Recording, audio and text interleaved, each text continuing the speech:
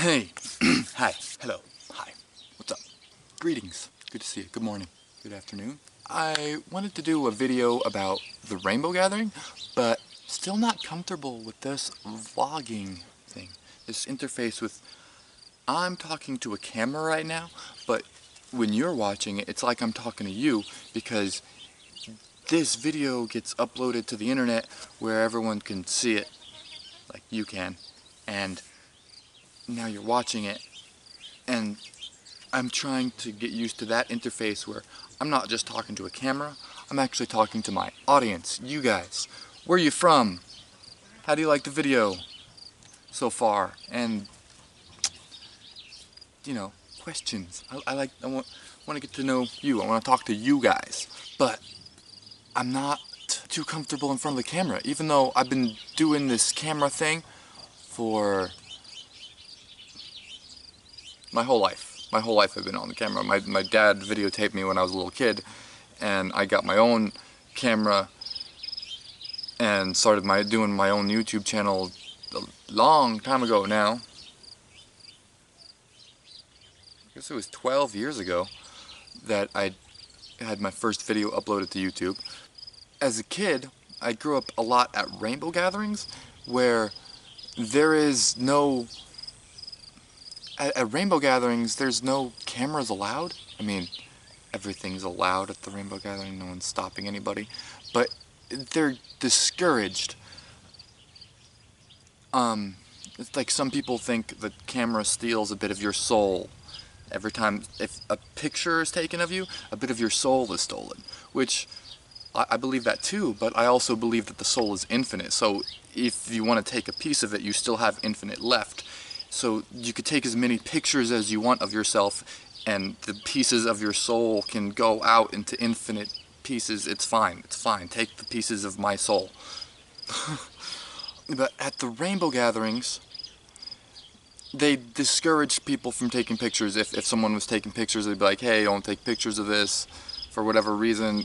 There's a lot of stuff going on there that people don't want people taking pictures of. There's just so much that can't be explained, even through cameras. Even if you were filming a rainbow gathering the entire time you were there, it wouldn't capture the experience that you can have by being at a rainbow gathering.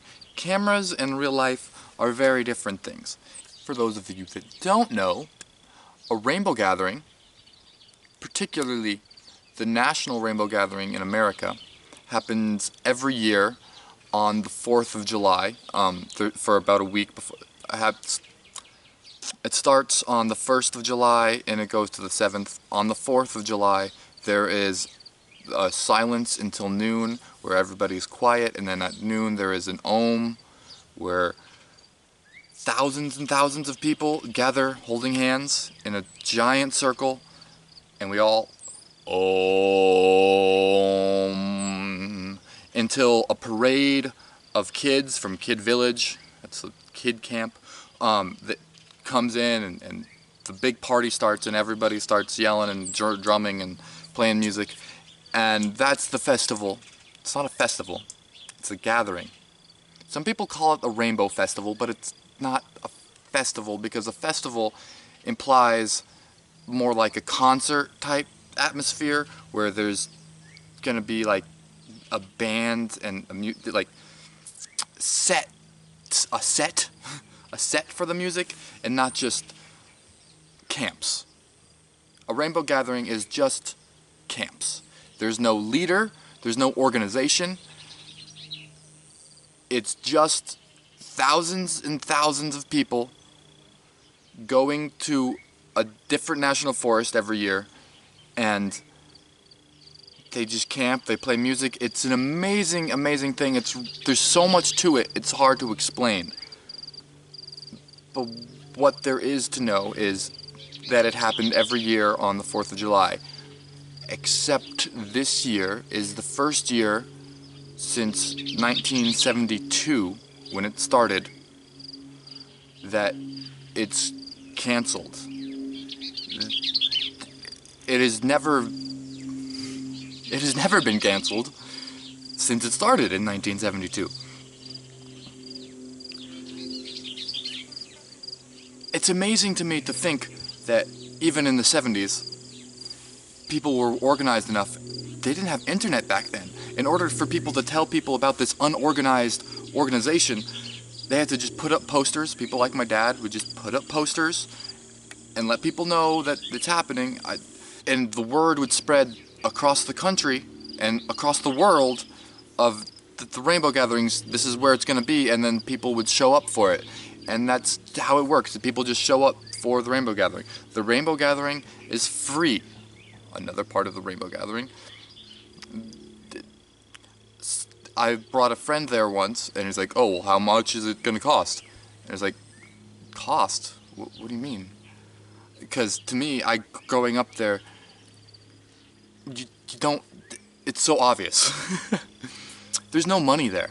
There's no money exchanges at the rainbow gathering. I mean, I'm sure some people do their exchanges off to the side because people are allowed to do whatever they want there, but there's no cost to get in. There's no cost once you're there. There is tons of camps making food to just give out to the people that are there. There's free food, and there's no admission. If you could find your way up into the woods and find the gathering, you got there. This year, it's not gonna happen, but we could still all ohm together. You could ohm on your own. It started as a prayer for like world peace, and they would all everyone would circle and ohm, and it's really powerful being in a circle.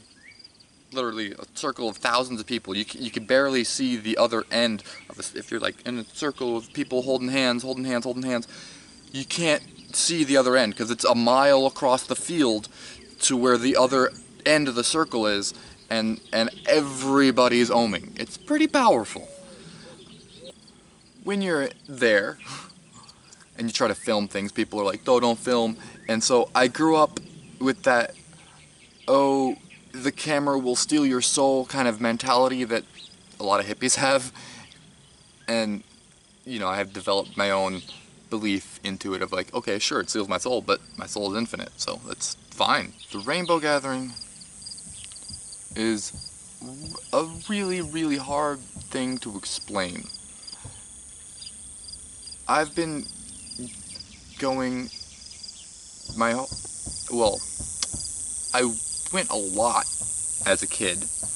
The rainbow gathering was a big part of my life when I was a kid, and as I grew up, I kind of grew out of it a little bit and then grew back into it as a teenager. I ended up really liking it. Again, it's, for me, the only place where I was able to meet new people and get along with people. Like, a lot of people say, oh, you gotta go to college and you gotta go to classes and be in the part of the real world in order to like meet people. I went to college. I did at least 4 years of college to get my 2-year degree, but I didn't meet anybody the entire time I went to college. I'm not a social light. You meet a lot of interesting people at rainbow gatherings.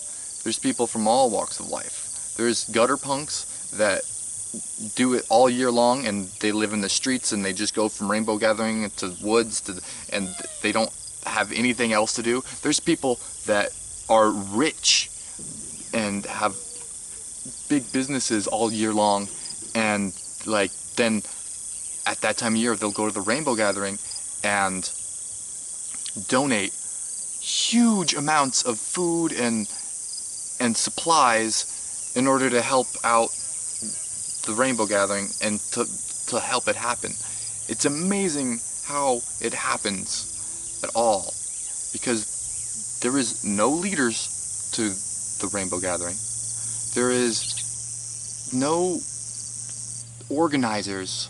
It just, there's somewhat organizers. it's the biggest unorganized organization ever. It's amazing how it manages to happen.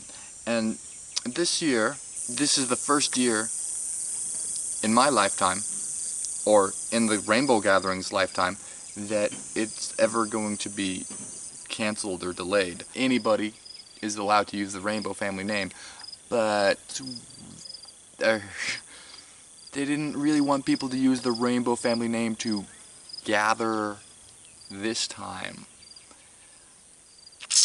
Hopefully I could edit this all down into some sort of coherent video that you will enjoy watching and like and all that good stuff that really helps out my videos. And if you don't like this video, that's fine too. Just leave a comment telling me thanks for watching, and leave a comment letting me know what you thought about it. If you've ever been to a gathering, I would love to hear about your experiences at a gathering. Which one?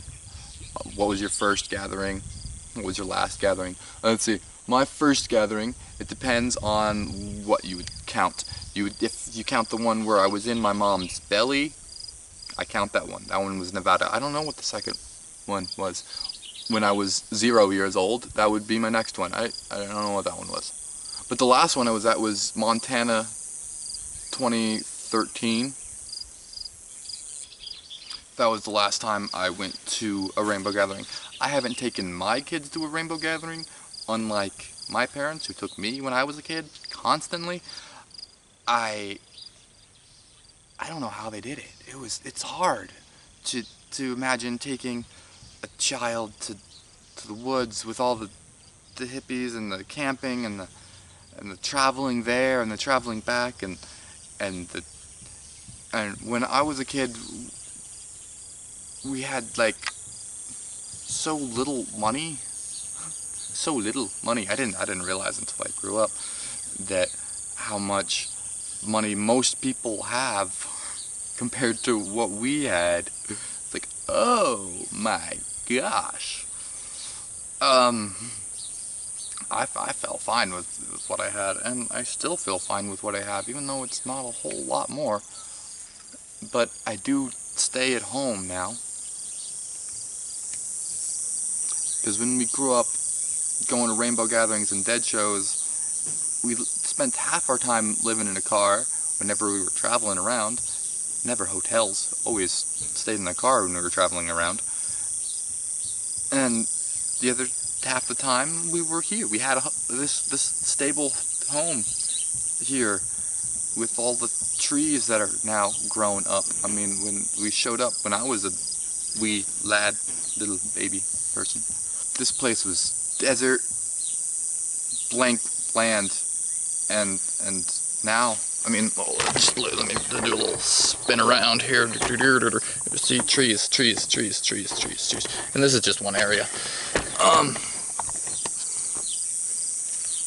But yeah, we're full of trees now. Thanks to my dad planting and watering trees, we have a well on this land, and 30 years later, big trees everywhere. It's amazing. Like I said, I hope this is down to a coherent video. Let me know if you've ever been to a rainbow gathering, or if you've ever heard about them, or if you want to hear more about them. I have plenty of stories about rainbow gatherings. I didn't even mention any particular story. I just talked about rainbow gatherings in general. Because this is the first time that they've ever canceled one. Thanks for watching, thanks for commenting. Let me know what you think, where you're from, where it's at, what's going on. Yep. Okay.